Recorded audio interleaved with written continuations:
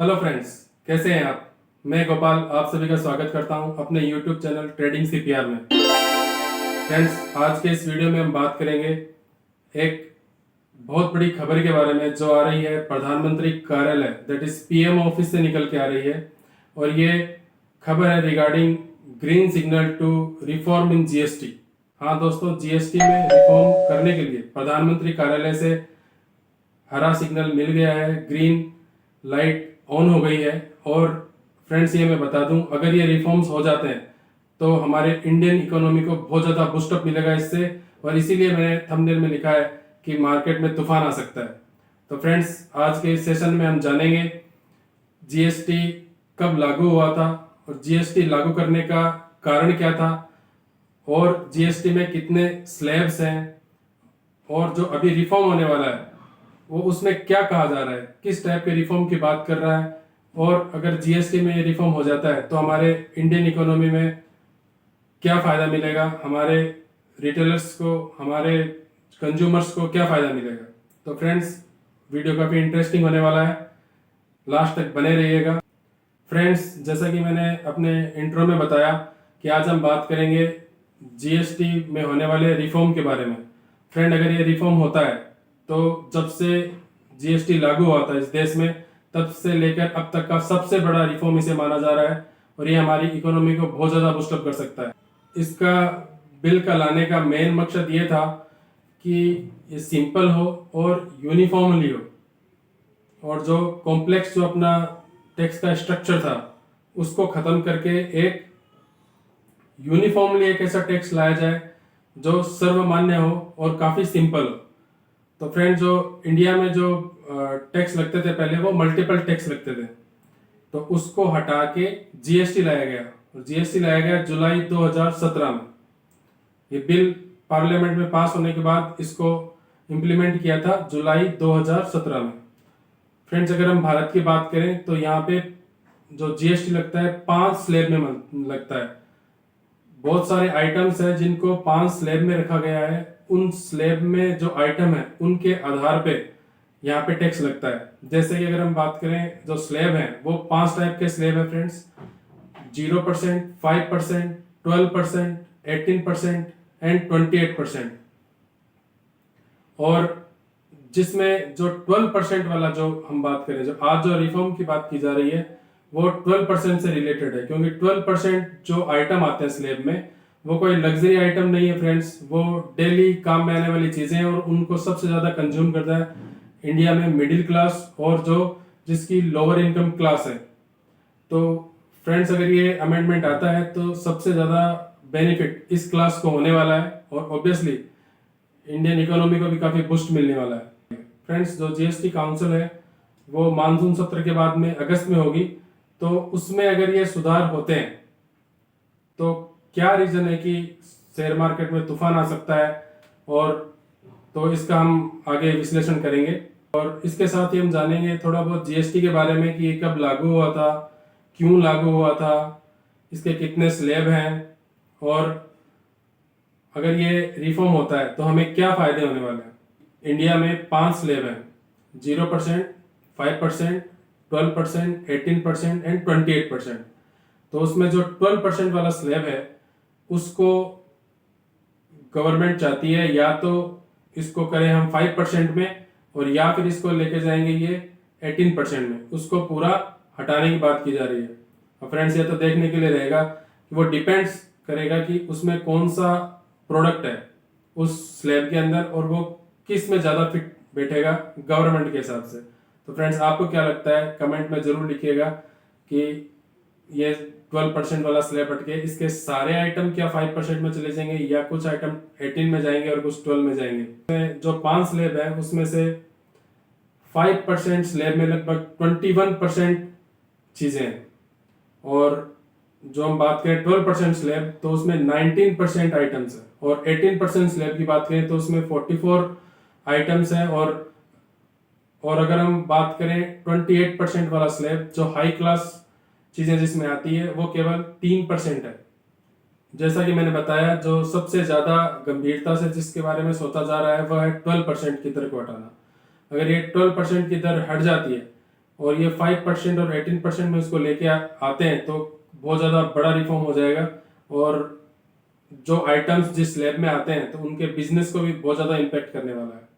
इन slabs में कौन कौन से आइटम्स आते हैं, जैसे कि जीएसटी के स्लैब की हम बात करें तो मैं कुछ इंपॉर्टेंट, सारे तो नहीं लेकिन मैं कुछ इंपॉर्टेंट आइटम बता दूंगा। जैसे कि जो 0% स्लैब है उसमें इसेंशियल गुड्स आते हैं, like eggs, curd, milk and education services. और अगर जो 5% वाला स्लैब आता है उसमें आता है coal, edible oils, tea, domestic LPG and life saving drugs. तो जो 0% वाला जो स्लैब था वो इसेंशियल आइटम के लिए है, और 5% जो स्लैब है वो भी काफ़ी इसेंशियल आइटम है। लेकिन जो 12% वाला स्लैब आता है वो है for butter, ghee, computers, fruit juice and packed coconut water. इसी की फ्रेंड्स बात की जा रही है, या तो इसको 5% में लेके आए या फिर 18% में। और 18% में कौन कौन से आइटम है? हेयर ऑयल हो गया, कैपिटल गुड्स हो गया, टूथपेस्ट हो गया, इंडस्ट्रियल इंटरमीडिएटरीज हो गए और टॉयलेटरीज हो गया। और अगर हम बात करें 28% की तो उसमें आते हैं high and items like luxury cars हो गई, मोटरसाइकिल्स हो गई, consumer durables like AC, fridge हो गए, और सिन गुड्स जो कि सेहत को अच्छा नहीं करते हैं वो वाले, लाइक सिगरेट्स और एरेटेड ड्रिंक्स। ये सारे आते हैं फ्रेंड्स 28% वाले में। अब इसके अलावा फ्रेंड्स कुछ ऐसा भी एक स्पेशल स्लैब है जो कुछ स्पेशल आइटम के लिए लगता है, जो जिसमें आते हैं 3% और 0.285%।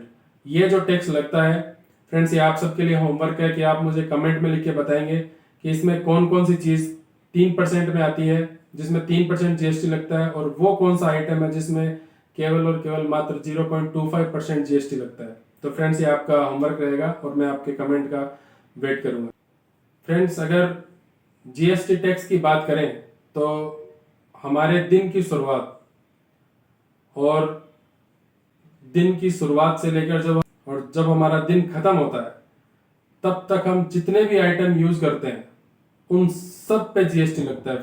ये कहना गलत नहीं होगा, अतिशयोक्ति नहीं होगा कि जीएसटी हमारे को बहुत ज़्यादा प्रभावित करता है, क्योंकि हम जो आइटम यूज करते हैं तो वो कोई ना कोई तो बिजनेस, कोई ना कोई फैक्ट्री, कोई ना कोई इंडस्ट्री तो उस आइटम को प्रोड्यूस कर रहा है, तो डायरेक्टली बिजनेस को भी इम्पेक्ट कर रहा है, हमारी लाइफ को भी इम्पेक्ट कर रहा है। तो जीएसटी अगर मैं कहूँ सिंपल वर्ड में तो जीएसटी जो है वो 24/7 हमारे साथ रहता है।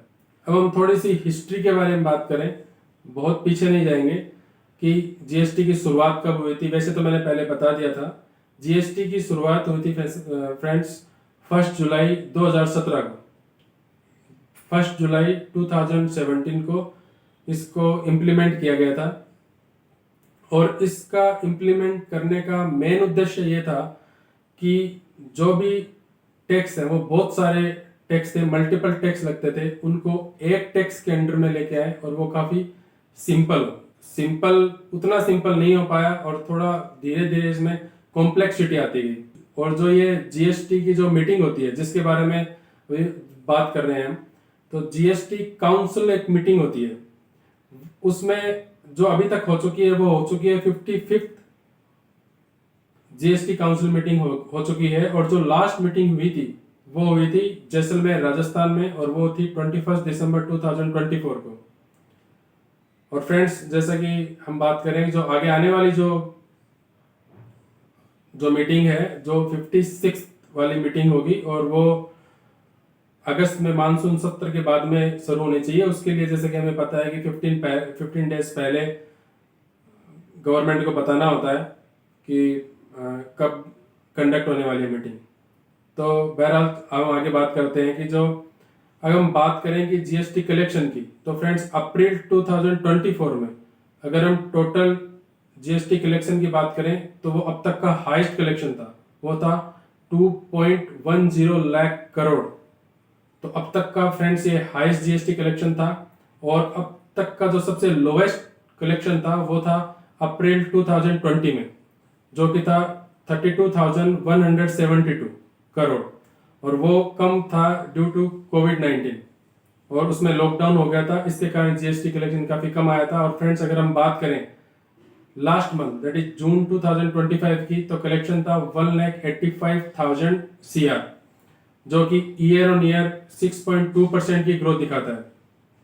अब फ्रेंड्स हम बात करेंगे कि जो रिफॉर्म, जो सुधार जो जीएसटी में किए जा रहे हैं वो इतने इंपॉर्टेंट क्यों हैं।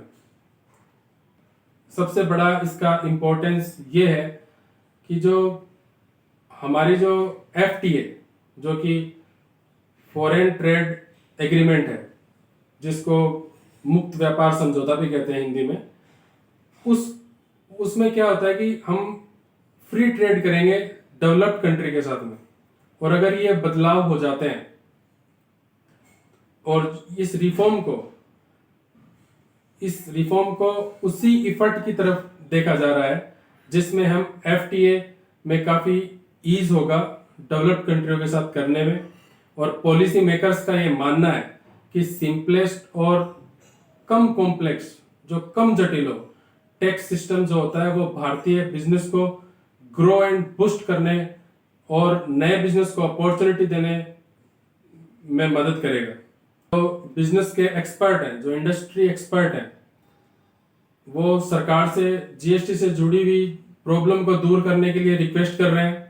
और उन्होंने जीएसटी के कंप्लायंस, डिफरेंट जो स्लैब में टैक्स लगते हैं उनसे रिलेटेड, और जो इनपुट टैक्स क्रेडिट है उसको लेकर जो भ्रम की स्थिति है, जो असमंजस की स्थिति है, तो उसके बारे में अपना कंसर्न बताया है। इसके साथ ही जो MSME, जो छोटे और मध्यम वर्ग के जो बिजनेस हैं, उनके भी इस स्लैब को अगर रिफॉर्म किया जाए तो उनका भी काफ़ी बर्डन कम होगा, ताकि वो फ्यूचर में ग्रोथ भी उनमें आएगी और वो हमारी इंडस्ट्री के लिए काफ़ी अच्छा रहेगा। इसीलिए मैं बोल रहा हूँ अगर ये रिफॉर्म होता है तो अपनी इकोनॉमी को काफ़ी बूस्ट मिलने वाला है।